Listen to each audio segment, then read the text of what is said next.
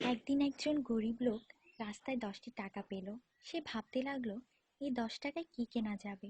সারাদিন এই 10টি টাকার চিন্তায় সে সময় নষ্ট করে ফেলল। পরে সেই 10 টাকা ফেলে দিল।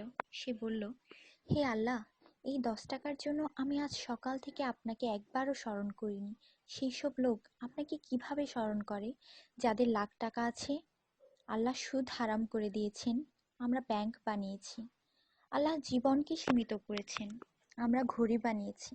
আল্লাহ পর্দার হুকুম দিয়েছেন, আমরা টিভি, ডিভিডি, ডিশ দিয়ে বেহায়ামি সর্বসাধারণের জন্য করে দিয়েছি।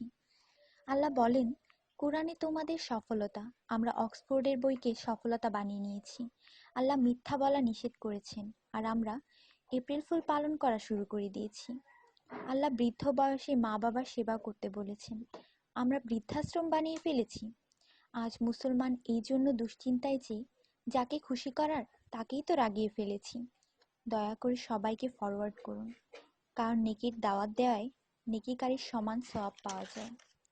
একটু ভাবুন, আজান যখন হয় তখন টিভির ভলিউম কমানো হয়, কিন্তু নজর টিভিতেই থাকে। আর মনে মনে বলি, আজান যাতে তাড়াতাড়ি শেষ হয়। এটাই কি আজানের মর্ম? আপনি নিজে আপনার মনকে প্রশ্ন করুন। আজানের জবাব দেওয়ার চেষ্টা করুন, যাতে মৃত্যুর পর কালিমা তাইয়্যিবা আমাদের নসিব হয়। অনুরোধ, এই মেসেজটি সবার কাছে পৌঁছে দিন।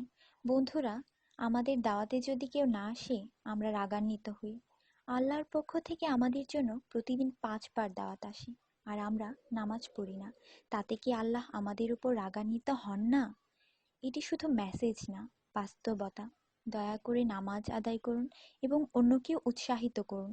যিনি এই মেসেজ পড়েন তাদের উপর আল্লাহ আরও রহমত দিন, এবং যিনি এই মেসেজ ফরওয়ার্ড করেন তার ভালো ইচ্ছা আল্লাহ পূরণ করুন এবং হিদায়াত করুন।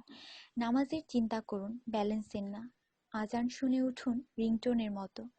কোরআন মনোযোগ দিয়ে পড়ুন SMS পড়বার মতো। জীবন সবসময় থাকবে না নেটওয়ার্কের মতো। নামাজ ত্যাগ করা মানে আল্লাহকে রাগান্বিত করা। ফজর 6 মিনিট, জোহর 15 মিনিট, আসর 8 মিনিট, মাগরিব 10 মিনিট, এশা 18 মিনিট, মোট 57 মিনিট। 80% লোক এই মেসেজ ফরওয়ার্ড করে না। দয়া করে আপনি করুন। আল্লাহ সবার মঙ্গল করুন। আমিন।